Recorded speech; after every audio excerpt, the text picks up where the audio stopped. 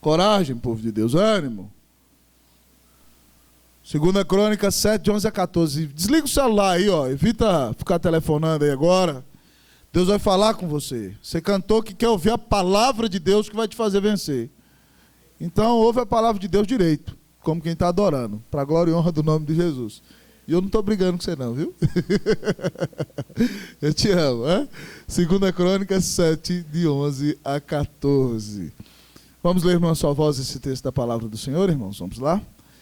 Assim Salomão acabou a casa do Senhor e a casa do rei.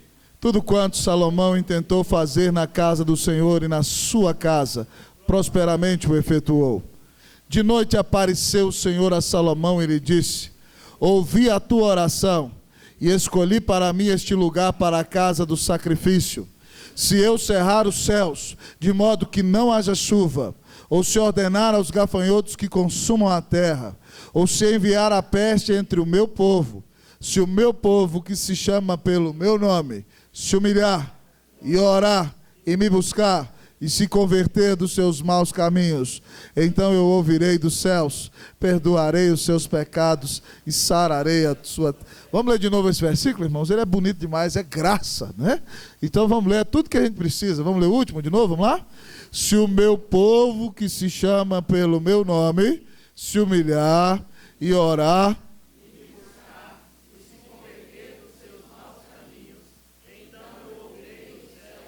perdoarei os seus pecados e sararei a sua terra. Oremos a Deus. Senhor, nós te adoramos nesta noite, porque só tu és Deus e não há outro Deus além de ti. Senhor, muito obrigado pela vida preciosa de Jesus, nosso Salvador, porque Ele nos comprou com o seu sangue. Ele recebeu a ira de Deus no nosso lugar. E por causa da substituição dele na cruz, nós estamos aqui hoje limpos e perdoados. Não porque sejamos perfeitos, porque somos muito falhos, mas por causa da obra amorosa e bendita do nosso Rei. Pai querido, nessa noite eu quero te louvar pela vida desta tua igreja. Muito obrigado porque o Senhor nos chamou para servir o Senhor aqui. Muito obrigado, Deus, porque nesses últimos 5 anos nós temos podido derramar a vida por amor do Senhor aqui, mas nada do que fizermos se compara, ó Deus, ó Pai, àquilo que Tu és e ao sacrifício do Cordeiro. E eu quero dizer para o Senhor Jesus que a IPG2 é do Senhor Jesus. Ela não é minha, não é da nossa liderança, ó Deus, ela é do Senhor. Então, Senhor, vem conduzir essa igreja, abre os céus e desce aqui, Senhor, em nome de Jesus. Traz quebrantamento, traz restauração, traz, ó Deus, arrependimento. Traz, ó Deus, cura para os corações. Abre os olhos do teu povo nessa noite, Deus, em nome de Jesus. Que nos encontremos com o Senhor que fala no texto. E que ao encontrarmos-nos contigo, ó Deus, não fiquemos, ó Deus, inertes diante da tua palavra, mas que a tua palavra nos transforme, nos mude, nos comova nessa noite, para a glória e honra do nome de Jesus. Fala o nosso coração. Em nome de Jesus. Amém. Podem sentar, irmãos.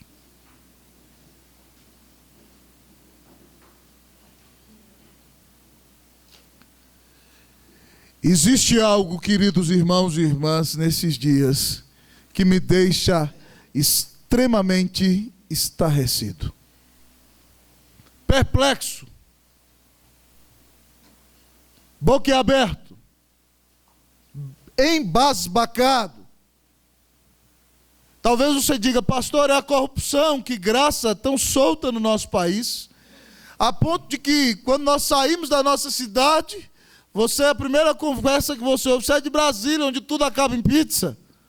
É terrível. Isso machuca o nosso coração, mas não é o que me deixa mais estarrecido. Talvez você diga: pastor, então é o degringolamento da sociedade brasileira, onde já não há mais valores, não há moral, não há temor de Deus, onde a família já não é mais respeitada, onde não há seriedade, onde o homem se preocupa somente em se levantar contra o seu Criador. Verdadeiramente, irmãos, isso é terrível. Mas isso não é o que me deixa mais estarrecido. Sabe o que me deixa mais estarrecido, irmãos? é a mornidão da igreja nos dias de hoje. O mundo está apodrecendo porque nós não temos sido sal. Nós estamos tão preocupados com os nossos assuntinhos e somos tanto o centro da nossa vida que nós não amamos a Deus e muitas vezes nos tornamos uma igreja fria, uma igreja morna, pessoas que vêm ao culto somente pelo mero costume de vir ao culto, pessoas que não têm expectativa de se encontrar com Deus e ouvir a voz de Deus, pessoas que não entendem que esse momento é o momento mais importante da sua vida, porque é o momento no qual Deus fala com elas, pessoas que vivem empurrando com a barriga e vivem a fé de qualquer jeito. Irmãos, a culpa do jeito que o Brasil está é nossa. É porque nós não amamos a Deus. É porque nós não temos sido fiéis ao Senhor. É porque nós não gememos em oração clamando por esse país. É porque você não tem coragem de falar de Jesus para os seus amigos. Irmãos, uma igreja morna é um contrassenso e é um grande perigo para a vida da própria igreja. Qual será a esperança para nós, irmãos? A esperança para nós é a mesma esperança para os dias de Isaías.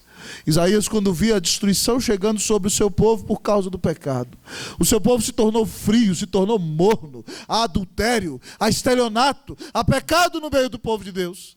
Isaías, angustiado, ora, se fendesses os céus e descesses, se os montes tremessem à tua presença, como quando o fogo inflama os gravetos, como quando faz ferver as águas, para fazeres notório o teu nome aos teus adversários, de sorte que as nações tremessem da tua presença. Quando fizeste coisas terríveis que não esperávamos, desceste, e os montes tremeram à sua presença. Os profetas nos ensinam, irmãos, a orar por avivamento.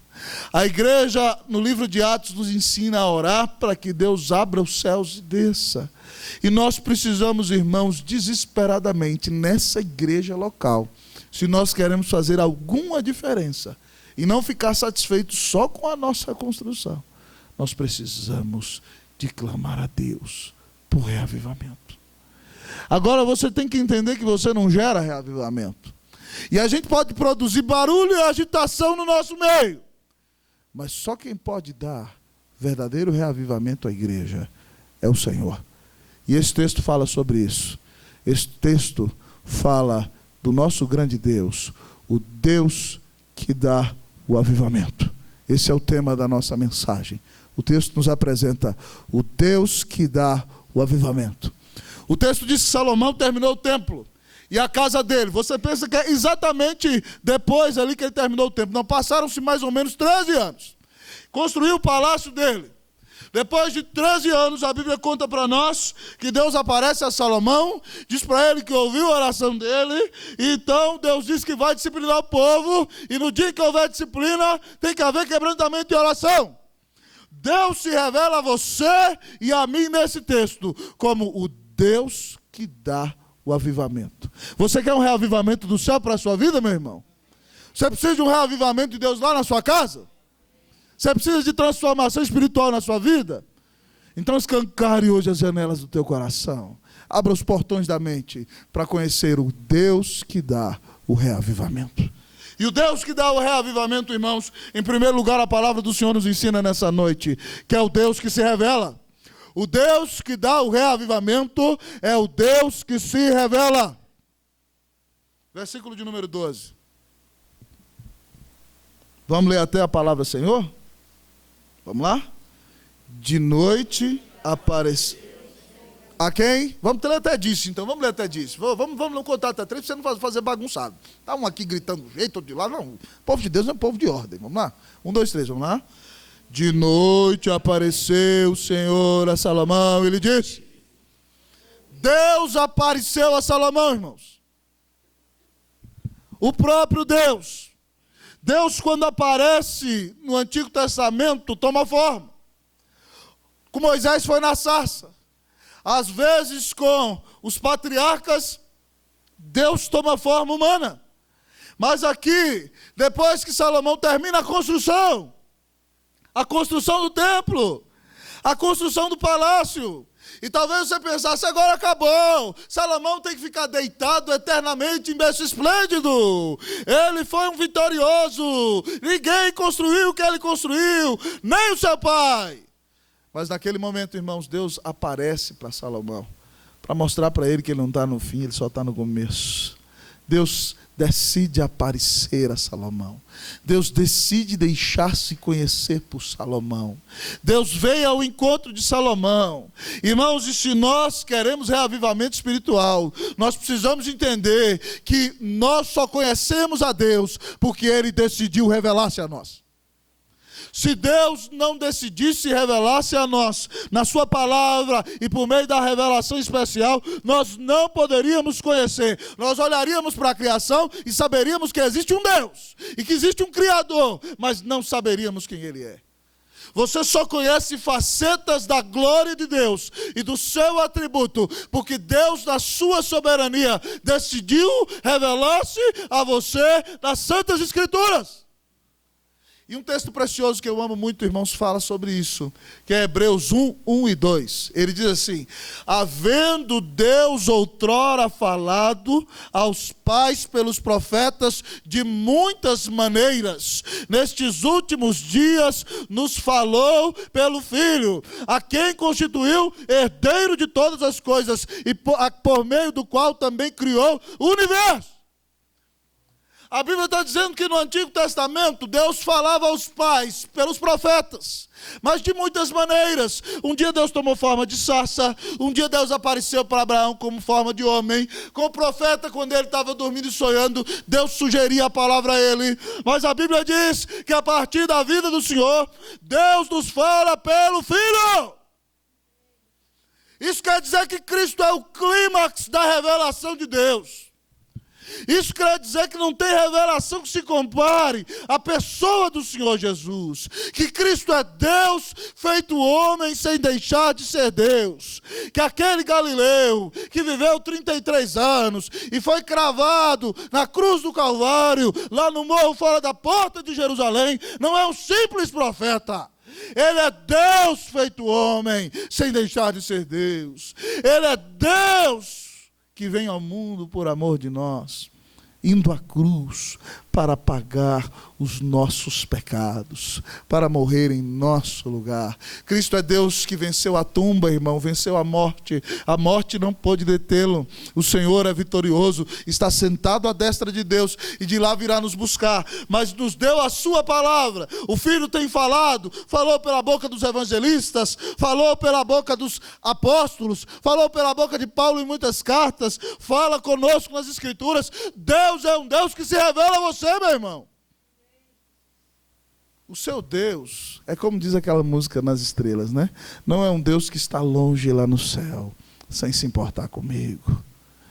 Irmão, se Deus é um Deus que fala, se Deus é um Deus que se revela, se Deus é um Deus que tem prazer em mostrar a face dele para você, o Espírito fala no texto, por que você vive como se você fosse um deísta? Pastor, o que é isso? Deísta, que palavra é essa? Já estou cansado de ensinar, vou ensinar mais uma vez. Deísmo é a filosofia que diz que Deus criou o mundo e não pode intervir mais nele. A tese é a seguinte: Deus é o relojoeiro que deu corda no relógio e deixou ele funcionando para sempre. E se ele estragar, ele não pode mais tocar no relógio. Então você não pode conhecê-lo. Você fala: não, pastor, eu não sou deísta, eu sou teísta, eu creio na Bíblia. Mas vem cá, você ora. Se você não ora, ainda que você diga que é teísta, que crê na palavra de Deus, você é deísta na prática. Você não ora. Você não busca Deus. Você pensa que a vida inteira depende de você. O seu foco é só ganhar dinheiro. E só buscar a sua felicidade última nesse mundo. Irmãos, eu fico perplexo com os crentes nos dias de hoje. Os crentes de hoje não falam dos dias da vinda de Jesus. Já parou para pensar nisso, Luciano? Quando a gente era menino, a gente gostava de cantar aqueles cânticos sobre a vinda de Jesus, né? Cantava sobre a vinda do Senhor, sobre o regresso do Senhor. Hoje os crentes não querem nem saber que o Senhor volte. Faz igual um colega meu, né? Estava lá no seminário, faltava uma semana para casar. Ele falava assim: Jesus, não volta essa semana, não, deixa eu casar. Entendeu? Hoje os crentes são tudo assim, só não tem coragem de falar. Irmão, Deus é um Deus que se revela. Tem gente dando risada, tá tocando. Irmãos, Deus é um Deus que se revela a você e a mim. Eu não sei se você parou para pensar na grandiosidade disso. O grande Deus que criou os céus e a terra morreu, deu seu filho para morrer por você. Cristo morreu na cruz por nós. E esse grande Deus te ama e quer mostrar-se a você. E você está preocupado com baboseira, meu irmão. Com qualquer outra coisa que não seja Deus. Nessa noite a palavra vem te desafiar a amar a Deus sobre todas as coisas, a querer buscar a glória do Senhor antes de buscar a tua glória, a ser amigo de Deus, a ser amigo de Jesus, a viver na presença do Senhor. O Deus que dá o reavivamento é o Deus que se revela a nós, e quando a gente não fica esperto, Ele dá um jeito de se mostrar. Não é verdade? No mês passado aqui na igreja, nós tivemos uma prova, já temos tido uma prova, e vamos aí, vamos lá, estamos numa luta, a construção está chegando ao final, e no acabamento acaba tudo, acaba o dinheiro, e agora, Deus, como é que nós vamos pagar a conta? Aí a liderança vem, né, se ajoelha, ora, se humilha, e aí a gente conhece mais a Deus, né? A gente conheceu a fidelidade do Senhor. Foi uma semana tão preciosa, a semana de oração de manhã. Irmãos dizendo: essa semana mudou a minha vida espiritual. Meu irmão, que nós não tenhamos que esperar o aperto para buscar Deus, não. Que Deus nos dê vergonha na cara, amém? Fala assim: Senhor, me dá vergonha na cara. Em nome de Jesus, amém. Não repetiu, tem que repetir. Vamos lá. Senhor, me dá vergonha na cara. Em nome de Jesus, amém. Senhor, tem piedade de nós. O Deus que dá o avivamento é o Deus que se revela. Mas o Deus que dá o reavivamento, irmão, segundo nos diz o texto nessa noite, é o Deus que responde a oração. O Deus que dá o avivamento é o Deus que responde a oração. Vamos ler o versículo 12 todo? Vamos lá, todo mundo comigo? De noite apareceu o Senhor a Salomão e lhe disse: ouvi a tua oração e escolhi para mim este lugar, para a casa do teu sacrifício. Deus já tinha mandado o povo, quando chegasse em Israel, escolher um lugar para ali estar o tabernáculo dele. Davi queria edificar as paredes, Deus não deixou. Falou que é Salomão. Salomão passou anos, buscou do melhor que tinha no mundo, deu grandes ofertas, valores astronômicos, bilhões de dólares foram gastos na construção desse templo. E Salomão também termina o palácio dele, como o homem mais sábio que existiu. E aí, depois de tudo, depois de 13 anos, Deus aparece para Salomão e fala: esse templo é meu, eu ouvi tua oração, esse lugar vai ser a minha casa, e aqui eu vou aceitar que seja feito sacrifício. Deus diz a Salomão, irmãos, que Deus é o Deus que ouve a oração. Você acredita nisso mesmo, irmão? Acredita mesmo? Se você acredita mesmo, então por que quando chega uma dificuldade você fala: ai, Deus me abandonou? Será que você acredita nisso mesmo? Será que você acredita que Deus é o Deus que responde a oração? Irmãos, tem um versículo precioso demais que eu amo muito, que se diz assim, Salmo 66, 20: bendito seja Deus, que não me rejeita a oração, nem aparta de mim a sua graça.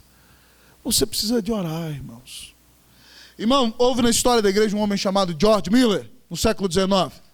Ele foi usado por Deus para montar grandes orfanatos em Bristol, na Inglaterra. Deus usou os orfanatos de George Miller para atender mais de 1.000 crianças e guiar mais de 1.000 crianças no caminho de Jesus. George Miller foi um homem que depois dos seus 40 anos até os seus 90 pregou ao redor do mundo inteiro. Ele lia a Bíblia de joelhos, irmãos, várias vezes por ano. Ele era um homem de muita oração. Certa vez no orfanato, ele tinha uma tese, ele dizia: eu não peço dinheiro para ninguém. E sustentou milhares de crianças. Certa vez eles não tinham dinheiro para tomar café da manhã, não tinha nada. 6 horas da manhã, ele sentou as crianças na mesa e falaram assim: crianças, agora é o seguinte, vamos agradecer a Deus pelo leite que a gente vai tomar e pelo pão que a gente vai comer. E ele não tinha um centavo para comprar nem o leite nem o pão. E eles oraram: Senhor, obrigado pelo leite e pelo pão que o Senhor vai mandar para nós. E naquela hora, quebra um caminhão de leite e de pão na porta do orfanato. Eles batem na porta e falam assim: vocês aceitam que a gente entregue aqui um leite e um pão? Porque senão o leite vai perder. Se a gente não entregar aqui, tem um monte de pão, vocês aceitam? Ele: claro, foi Deus que mandou quebrar o caminhão aqui. Certa vez, irmãos, ele saiu da Inglaterra e tinha que pregar em Quebec, no Canadá. E aí, chegando perto, já, lá no Atlântico, ele dá um grande nevoeiro, faltando alguns dias para chegar. E o capitão se dizia crente. E aí George Miller, acho que era segunda-feira, não sei se era segunda, acho que era segunda ou domingo. Aí ele falou para o capitão o seguinte: eu tenho que pregar lá em Quebec quarta-feira. Aí o capitão: com esse nevoeiro é impossível que a gente vai chegar lá. Ele falou assim: capitão, foi Deus quem me chamou para pregar em Quebec quarta-feira. E Deus não me faria fazer um compromisso desse em vão. Eu vou orar. E aí, então, ele se ajoelhou com o capitão do lado dele e falou: Senhor, o Senhor fez com que eu fizesse um compromisso em Quebec para pregar a tua palavra e exaltar o nome de Jesus. O Senhor é o Deus do nevoeiro. O Senhor tira todo o nevoeiro e nos leva em paz para que eu pregue em Quebec na quarta-feira. E aí o capitão falou, foi orar do lado dele, ele pegou na mão do capitão e falou assim: não ora não, porque você não acredita. Não ora não. E quando eles levantaram da oração, irmãos, já não tinha nevoeiro nenhum. Você acredita em Deus, irmão? Você acredita na oração? Ontem eu estava lá em Blumenau, tem coisa que é bênção, né? Preguei no casamento, o pessoal ficou conversando até tarde, aí uma amiga vai lá, lê uma poesia, casamento edificante, né? Abençoado o negócio. E aí, a gente foi tarde para casa, e o meu voo estava marcado para sair de lá às 2 horas, para pegar outro em São Paulo, às 4 e pouco, para chegar aqui 6h40 para chegar no culto. Eu falei: esse negócio não vai dar certo. E eu falei: Deus, o negócio é o seguinte, dá um jeito aí, Senhor, de adiantar meu voo. E outra coisa, Senhor, eu não quero gastar dinheiro com isso não, Senhor, me ajuda aí.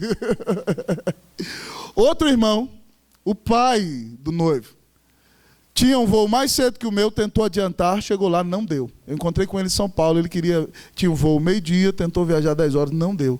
Eu cheguei 10 horas lá, falei: moço, está aqui, eu preciso voar mais cedo. Ele só botou o papel lá: tudo bem, o senhor vai chegar em São Paulo agora, vai voar 10 horas, o senhor vai chegar e vai almoçar com a esposa hoje em Brasília. Coisa simples, irmãos. Mas é no cotidiano que a gente tem que ver que Deus responde a oração. Então deixa de ser bobo, ora pelas coisas simples. Você fala: não, mas como é que eu vou orar para um negócio desse? Será que Deus vai se preocupar com isso? Deus é o seu Deus todo momento. Está no engarrafamento, em vez de ficar metendo a mão na buzina, pê, pê, pê, aí vira para o seu amigo: seu filho de pê. Entendeu? Crente, né, falando isso, misericórdia. Eu já sei que tem crente que fala isso, irmão. Eu estou dando uma repreensão, não estou fazendo palhaçada para você, não. Por que você não ora? Fala: Deus, eu tenho que chegar lá a tal hora. Me dá graça. Me deixa passar nesse trânsito sem ser ímpio. Sendo crente em nome de Jesus. Por que você não pode orar por isso? Por que você não pode orar pelas coisas simples da vida? O Deus que dá o reavivamento, irmão, é o Deus que responde a oração. Você precisa aprender a orar. Irmãos, essa igreja precisa aprender a orar. Nós temos tido pessoas com câncer na igreja. Sabe para quê? Para que nós aprendamos a orar. Nós temos tido crianças que têm passado por enfermidade, para que nós aprendamos a orar, para que nós entendamos que não tem jeito de ser crente sem oração, que não tem jeito de ser crente sem depender de Deus. Será que nós não vamos aprender, meus irmãos? Meu coração tem chorado por isso. Será que nós vamos ser tão egoístas a ponto de orar por algo específico e quando passa, eu não oro mais? Será que Deus é o maior amor da nossa vida, meus irmãos? Nós precisamos de orar. Nós precisamos depender de Deus. Me lembro do pastor Wilson de Souza Lopes, foi presidente da nossa igreja, dizia: muita oração, muito poder, pouca oração, pouco poder, nenhuma oração, nenhum poder. Que Deus nos perdoe, amém, irmãos? Que Deus faça da igreja presbiteriana do Guará 2 uma igreja de oração, em nome de Jesus. O Deus que dá o reavivamento, ou o Deus que dá o avivamento, é o Deus que se revela, é o Deus que responde a oração, mas é o Deus que nos corrige. O Deus que dá o avivamento é o Deus que nos corrige. Repita comigo: o Deus que dá o avivamento. Vira para o seu irmão do lado e fala para ele: acorda. Fala assim: se você dormir, irmão, numa mensagem dessa, não tem condição para você não. Não tem condição não. Então faça o favor de acordar em nome de Jesus, que Deus está falando para você. Tá bom? Vamos ler, versículo número 13. O Deus que dá o reavivamento é o Deus que nos corrige. Versículo 13, vamos lá? Se eu cerrar os céus, de modo que não haja chuva, ou se ordenar aos gafanhotos que consumam a terra, ou se enviar a peste entre o meu povo. Irmãos, muitas vezes nós temos uma visão errada de Deus, né? Muitas vezes você acha que Deus é aquele bom velhinho, né? Que faz assim: ho, ho, ho, ho, ho. E você acha que Deus é um velhinho bonachão, né? Com cabelo branco, com a barba grande. E aí você está lá fazendo as coisas erradas. E diz: oh, meu filho, ho, ho, ho, não faça isso não. Ho, ho, ho, você vai entristecer meu coração. Ho, ho, ho. Se você acha que Deus é assim, esse não é o Deus da Bíblia. E você não acredita em Deus. Porque Deus não é um Deus bobão não, irmãos. Deus é o Deus que está no controle de todas as coisas. E aqui diz o texto que haveria dias nos quais Deus tinha que fechar o céu. Isso aqui, irmãos, é Deus disciplinando o povo por causa de pecado. Ele diz: vai ter dia que eu vou fechar o céu e não vou mandar a bênção do céu. Vai ter dia que eu vou mandar gafanhoto para comer a comida e secar a terra. E não vai ter mais alimento. Vai ser correção, até quando ele dá fome da palavra de Deus. Quando falta pregação bíblica, é disciplina. E aqui o texto diz, irmão, que se Deus mandasse a peste, deixasse o povo dele adoecer. Deus às vezes nos corrige. Deus chama a nossa atenção, irmãos. E a Bíblia é preciosa demais quando diz em Hebreus capítulo 12, versículo 6, que Deus disciplina todo filho ao qual ele ama. E açoita a todo aquele que ele recebe por filho. E mais embaixo diz: se você fica sem correção, você não é filho, você é bastardo. Você não é de Deus. Então às vezes, irmão, você está passando dificuldade, você fala: Deus, por quê? Preste atenção, irmão, agradeça. Porque essa aprovação pode ser a tua salvação. Esse problema, esse espinho na carne, é para te colocar aos pés de Jesus. Deus te disciplina porque Ele te ama. Deus deixa você passar por aperto porque Ele te ama. Deus é bom, irmãos. Deus é bom. Ontem eu conversava com o Carlos Henrique lá no jantar. Ele: aí, pastorzão, como é que está o final da construção? Eu falei: do melhor jeito que podia estar. Porque o Senhor deixa a gente passar uns apertos assim para ser mais gostoso. Porque sem aperto não é gostoso. A gente fica ali: não, tá lá, tá na bênção, está rendendo, não precisa gastar nada, não precisa de nada. E de repente então seca a fonte. E aí você fala: Deus, socorro! E aí a gente vai do jeito que Deus quer, irmão. Irmão, o aperto é bênção. A disciplina é boa. Irmãos, a carta de Hebreus, no capítulo 12, diz que a disciplina no momento não parece ser causa de gozo, mas ela dá fruto pacífico, fruto de justiça. Então às vezes você está passando um momento difícil: Deus não entende, fica questionando. Irmão, é bênção. Deus é soberano. Ele está no controle de tudo. E nenhuma das suas tragédias estão longe do domínio do Senhor. Pelo contrário, Deus não é o velhinho bonachão não, irmão. Ele é o Rei do universo. Ele é o dono de tudo quanto existe. Ele é o meritíssimo dos meritíssimos. Ele é o soberano dos reis da terra. Ele é o todo poderoso Deus. E mesmo sendo todo-poderoso Deus, deu seu Filho por você. E você pode chamá-lo de Pai. Se o Senhor está apertando o teu calo hoje, diga a Deus obrigado. É isso que eu preciso. Se o Senhor está te deixando passar por um aperto financeiro, louve a Deus. Porque senão você não estaria buscando a Deus como está. Louve a Deus. A disciplina é boa. Ela nos tira da nossa maldade. Irmão, se a gente fica sem ser disciplinada, onde a gente vai dar? Não é verdade? Que classe de gente a gente vai ser? Nós vamos ser o pior tipo de gente que existe. Então, se Deus está disciplinando, irmão, louvado seja Deus. Eu já falei para você que numa época eu era jovem na igreja, estava passando a dificuldade, cheguei no gabinete do pastor achando que ia receber consolo, né? Falei, não, vai lá, vai massagear meu ego assim, né? Tem gente que só quer ir no gabinete do pastor para ser massageado, né? Aí eu chego lá, eu era assim, aí o pastor, como é que Deus faz isso comigo? Estou passando tanto sofrimento. Aí o pastor virou para mim e falou assim, filho, o negócio é o seguinte, se Deus está batendo, levanta a camisa, ajoelha no chão e fala assim, Deus, se eu estou apanhando, bate, Deus, é porque eu estou precisando apanhar mesmo. Irmão, quando eu fiz isso, a aprovação, ó, buf, sumiu. É impressionante. Muitas vezes, irmãos, a gente não entende, falta inteligência para a gente. Aí você fica se mantendo na sua soberba. Você é soberbo, você é empinado. Você fala, o negócio é do meu jeito, não é verdade? E aí você só vai levando na cabeça, só vai levando na cabeça. Aí no dia que você se humilha, a Bíblia diz que Deus abate o soberbo, mas exalta os humildes. Se humilhe, meu irmão. Se você está aqui, está com o coração duro nessa noite, querido, 500 pessoas já têm falado para você entregar sua vida a Jesus. Você fala, não, quem manda na minha vida sou eu. Preste atenção. Se humilhe diante de Deus. Reconheça o seu pecado. Creia em Cristo Jesus. Entregue a sua vida ao Senhor nessa noite. Só Ele pode te salvar. Se você se humilhar, Cristo vai te receber nos braços hoje. E a sua vida vai ser transformada para sempre. O Deus que dá o reavivamento é o Deus que nos disciplina, porque Ele nos ama. Mas em último lugar, nessa noite, irmãos, nós aprendemos na palavra do Senhor que o Deus que dá o avivamento é o Deus que nos restaura. O Deus que dá o avivamento é o Deus que nos restaura. Vamos lá, vamos repetir? O Deus que dá o avivamento é o Deus que nos restaura. Olhe para o seu irmão, diga, irmão, coragem.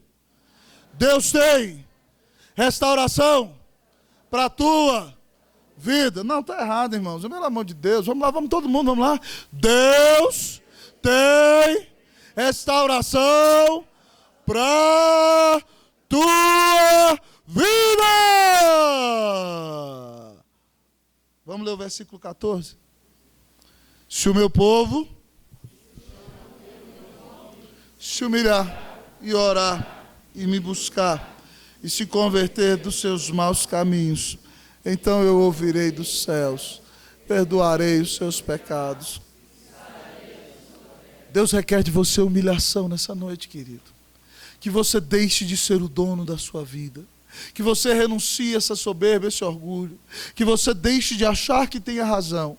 E que você diga a Deus, eu não quero estar no controle. Deus, eu me humilho, eu me submeto. Ó Deus, toma a direção da minha vida. Humilhação é considerar-se menos. Humilhação vem de humus. E sabe o que significa humus? Humus vem da terra. A umidade do chão molhado. Quando você se humilha, você reconhece que você é como humus, como a terra molhada. Você é terra, você é pó, você não é nada. Humilhe-se diante do Senhor, meu irmão. Que soberba é essa? Não dá para pedir perdão. Fala, Deus, toma a minha vida. Você tem querido fazer do seu jeito, só tem dado errado. Se humilhe hoje em nome de Jesus.